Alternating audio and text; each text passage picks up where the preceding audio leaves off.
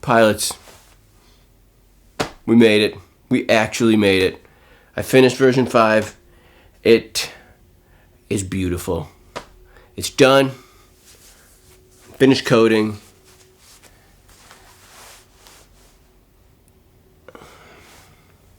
Here's the thing. Since I launched Gem, several things have happened. Chiefly is we've added a ton of features. Me, I added a ton of features and content. Just loads of stuff that you guys requested, things that I had wanted to add anyways. And what ended up happening was Gem kind of became like an ancient city where we started with something and then we built on it and built on it and built on it and built on it until it became just this pile of features. And the code got sloppy, a ton of lag was introduced, and as I was looking at the future of Gem and trying to grow the player base, really I had to do a reset and recode a foundational piece of the game, and that's the travel mechanic. So when we first launched, everything was time-based. It took X amount of minutes to get from Gem to Earth, Gem to Mars, whatever. And your engine mods would affect your travel time, but it didn't really make sense because distances were shortened based on the length of time total, whatever. So from there, we switched to a linear location based where everything was X amount of M's from Gem, and it was all linear. And that was an improvement. It cleared up the distance issue with the engine efficiency, but it still didn't feel like you were in space, because why can't you just go wherever? Originally, my vision for Gem was to be an open sandbox exploration game, and I think we landed on a lot of that, but we were just pigeonholed by the fact that you were stuck in space lanes, and you can't explore space when you're tied to a space lane. So, enter version 5.0. Every location has a fixed XY coordinates in space. It's a 2D map, we're not doing 3D, and if you don't want to change how you play Gem, you don't have to change how you play Gem. All the locations that you typically travel to are still in the drop downs on your ship screen. You just pick them, launch the coordinates, and off you go. However, if you're feeling adventurous and you want to explore unknown locations, you can type in whatever coordinates you want. It'll tell you how far you are from there, give you a rough idea how long it'll take you to travel there, and off you go. So, while there aren't space lanes, there are still established travel routes. So, drone ships and your ship computer will still follow a common trajectory as it's trying to go from location to location. There's a benefit to that because if you're being hunted, you can fly into a travel route, and there's a chance that if there's a lot of ships there, your hunter won't find you as easily because they'll have to keep scanning through additional ships to find you. Which brings me to combat and scanning and a couple other things. Combat has changed. So I've gotten rid of the combat sessions from in the past where you had 20 turns to defeat your enemy or it expires.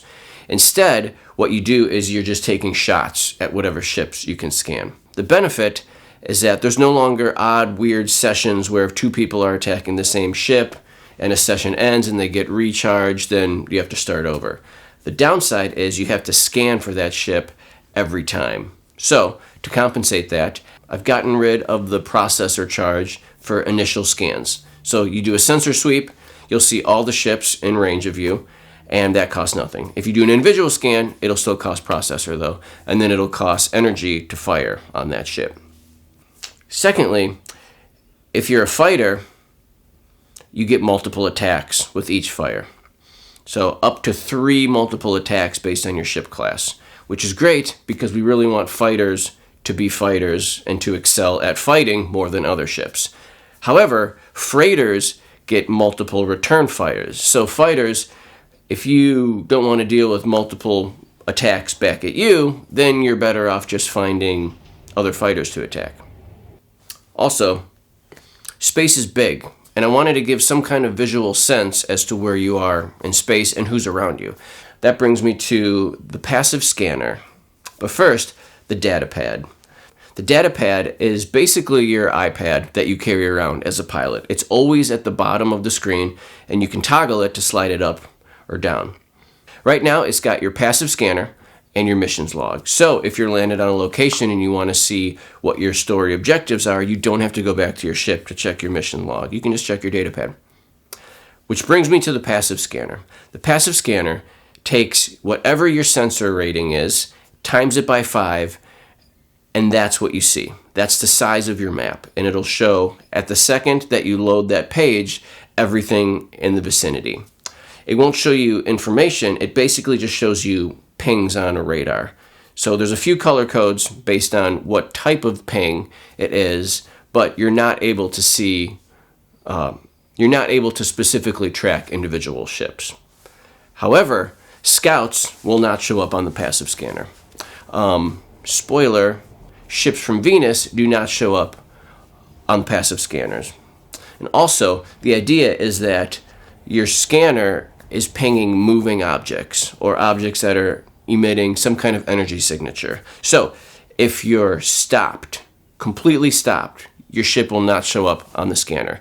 So the idea is someone's trying to find you, and you're able to get far ahead of them where you're not showing up on their active scanners. You can do a full stop, and you won't show up on passive scanners. However, if they're in range of you and they do a ship scan, they'll still find you. So good luck. Which brings me to navigation and speed. Ladies and gentlemen, you can stop your ship and turn around and go back to the location you were previously at. I know. Now you guys can stop asking because I've given it to you. Additionally, when you full stop and resume your speed, you'll resume at your base speed. So you won't start at speed 1 anymore. That's annoying. I'm sorry. That was super annoying. I should never have done that. My apologies. Nacilium generators now only generate 1 nacilium per level. So the days of free-flowing multitudes of nacilium are long gone. Sorry. Ships can be destroyed. Calm down. Not your ship and not your drones, but NPC ships that you attack can actually be destroyed. When they're destroyed, they leave goodies, we'll just say. There's been several changes to story mechanics and items as well. Scouts, acetylene tanks are no longer medium-sized, they're now small. So you can complete High Hopes without having to hack or drain or scavenge or steal items. So you're welcome. The entire main story progress has been scaled down so you can hit different milestones faster. And that includes ship upgrades as well. Instead of 20 and 40, ship upgrades are now at 10, 30, and 50. So that gives you 10 levels of having a Class 4 ship before you get a rep ship and forgot you even had that piece of crap Class 4. So sensor strength is going to play a huge role in version 5, so I've added a ton of new sensor mods. Since this is such a comprehensive update, I've wiped out most of the tickets because they aren't really relevant anymore. So if I delete something that you still find, just post it again, and I'm sorry, there's a bunch of tickets, and a lot of them are irrelevant, and so I might delete yours, and it's relevant, so sorry. I'm just one man. I think one of the coolest features is that now, since everything is coordinate-based, XY, XY, if you and a drone that you own are sharing the same coordinates, you can actually dock with it and transfer goods. So you can have all your drones come to your specific location, empty your cargo hold into them, and send them back on their way, and then off you go. I think it's super cool. Blink drives no longer instantly send you to your destination. What they do is they give you a 25 to 50,000 M boost. It's a range depending on where you're going and what the role is. Since everything is tied to a static coordinate system now, I'm able to distinguish actual physical locations in space.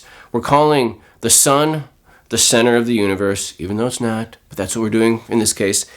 And 0, 0 is the coordinates for the sun. No, you cannot fly into the sun. There's no heat rating large enough that'll get you there. But I'm separating the universe into different sections. In system is anything between negative 10,000 and positive 10,000 ems on the X and Y axis. Anything within those coordinates are considered in system. Most NPCs only travel within in system. There are a few worth discovering that wander out beyond those systems. 10,000 to 100,000 is what I'm calling deep space. Anything from 10,000 to 100,000 is what I'm calling deep space. There's not a lot of activity. There are items out there that you can scavenge. Some pretty decent items that are out there. A few locations to discover are out in deep space. But it's called deep space for a reason. Most of the activity happens within the 10,000 range. The unknown regions are anything beyond 100,000 M. Since the coordinate system are limited only by the database columns, I did some testing and I think you can reach like 100 billion, something like that, 100 billion M's away. So I wouldn't try and travel there because what would you do? But let's just say that there's plans for that. And getting there, you'll have some options. Which brings me to the future. I am so sick of programming, I can't even explain it. I want to throw my computer away. I have been coding and coding and coding, and it hasn't even been fun features. It's been redoing features that I've built in the past. So if you're a programmer, you feel my pain. There's no joy in that. So I'm putting a hold on new features. I'm still going to be working on bugs, but my focus is going to be on writing lore. I've got outlines for 6 stories, and I'm going to be working on those and hopefully releasing them every 2 to 3 weeks. But we've kind of reached the crossroads with Gem. I have to decide if Gem is going to be self-sustaining or if it's continuing to be a drag on my personal resources, because I've been able to migrate the game over to a more affordable server that has the resources that I need.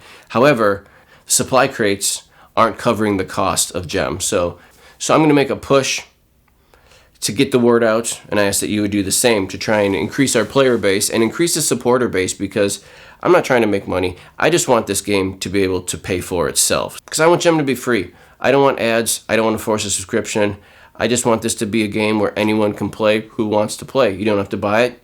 You don't need special software. You just need a browser. And you can get lost in space. I love Gem. I love the lore. I love the universe. I love the player base and the community. I think we got a really cool thing, and I'd love to see it grow and become self-sustaining. As always, thanks for playing. Oh, get yourself a pancake shirt.